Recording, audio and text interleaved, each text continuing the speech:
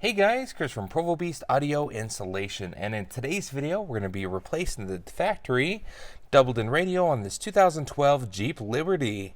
Now in this install we're going to show you how to remove this radio. We'll head over to the bench and show you the new radio, dash kit, and wiring harness we're looking to install. We'll come back here to get everything reassembled. Let's get started.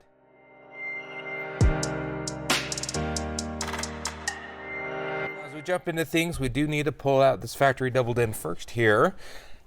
One thing to note, we don't have the factory subwoofer in the back, but if we did, that generally would indicate that we have the upgraded audio sound system. But we do have steering wheel volume controls back on the back side of the steering wheel that we want to retain. With that being said, we'll show you the parts that we need on the bench to ensure that we retain those features. To get this radio on out, it's simply clipped on this bezel up and around the radio. What we need to do is kind of work it free here.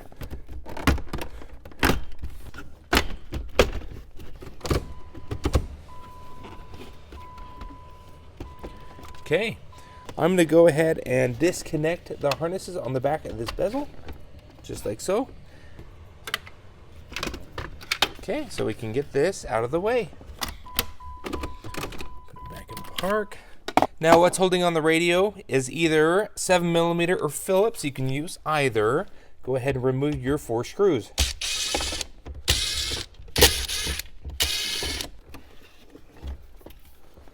Next thing here is we need to disconnect our harnesses. Your white ones, your main AM FM. Yellow's generally your satellite radio. And then you may have 1 or 2 harnesses depending on the features of the vehicle. So with this out of the way, we're totally done with the factory radio. At this point of time, let's head over to the bench to show you the parts that we're going to need for our install. Alright, so here at the bench now, the parts that we're using for our install today, first and foremost is the radio chosen by the customer to be installed. It's this Boss Audio radio that features both CarPlay and Android Auto. It's the BVCP9700A. Now to accommodate that in that factory location, we do need a dash kit, which is, for this generation, calls for the Metro 95-6511. Essentially, this will accommodate any doubled in.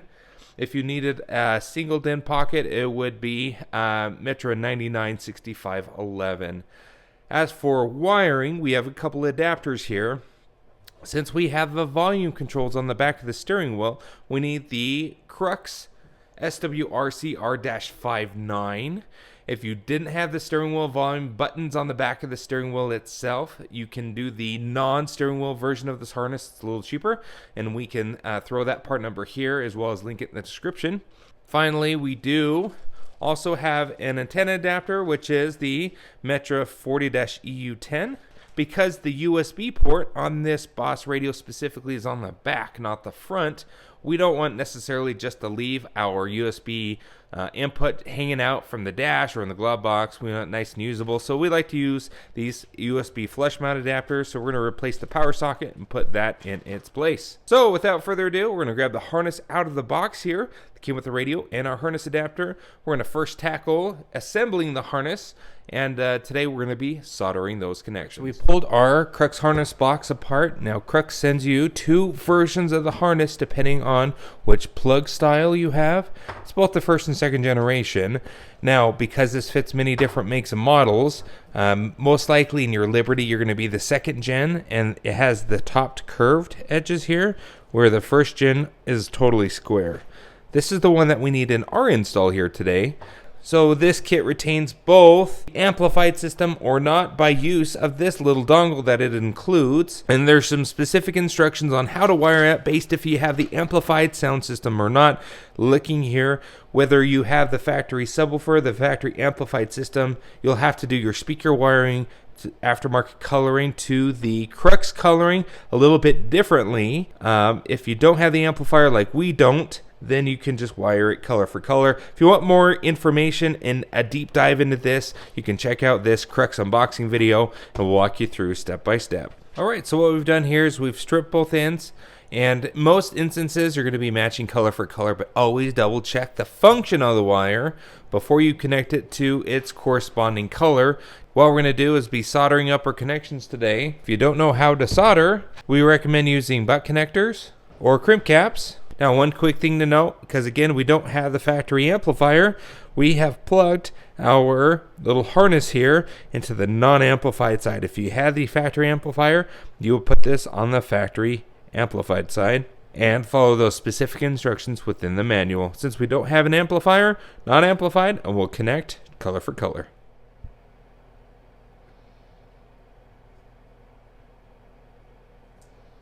Alright, so we went ahead and soldered. In our case, it actually was color for color. There is a power antenna wire, which is blue with a white stripe, which is also the sub trigger amp trigger. It uses the same wire, and it is populated in the harness.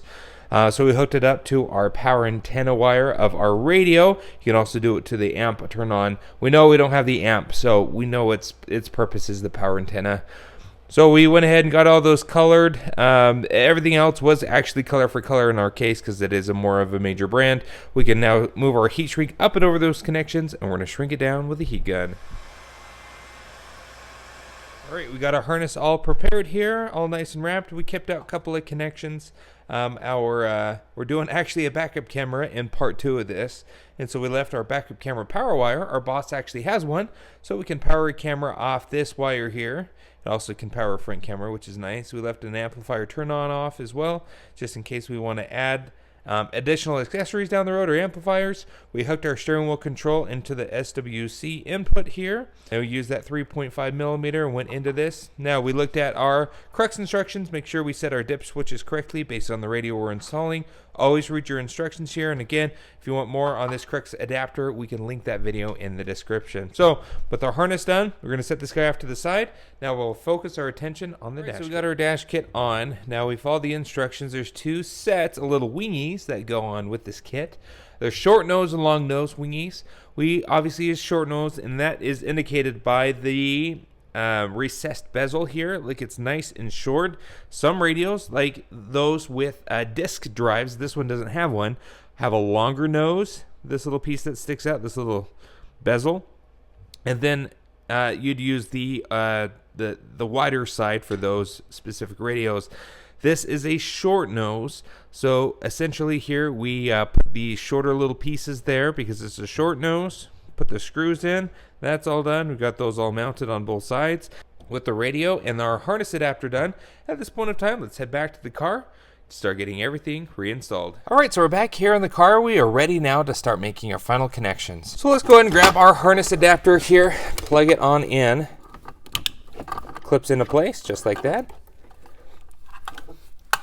Now we'll go ahead and tuck everything back here into the dash. We just don't want it to necessarily rattle around here. We got our antenna adapter connected as well. Goes into the white one. Remember, the yellow one is for your satellite XMs. If you want to retain XM, we can link the right radio and the install parts and even the adapter that goes in there. Next, we'll feed our USB cables. We replaced and actually did a short on how to replace the USB with the existing power socket. So we can use the USB inputs on the back of the radio and relocate those inputs to a more convenient location. So that's where these basically are wired from. All right, we made all those connections. Let's go ahead and just tuck everything back into the dash.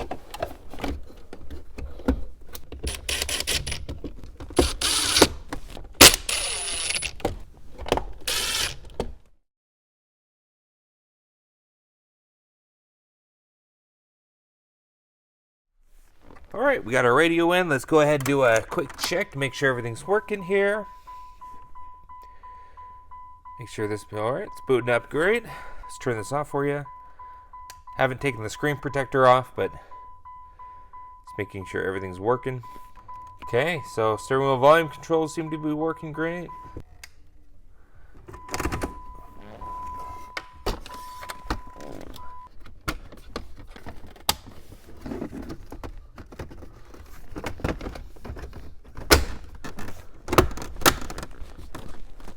So at this point of time, we are good to go with this radio install. Now, if you have any questions on what we did here, go ahead and post a comment below.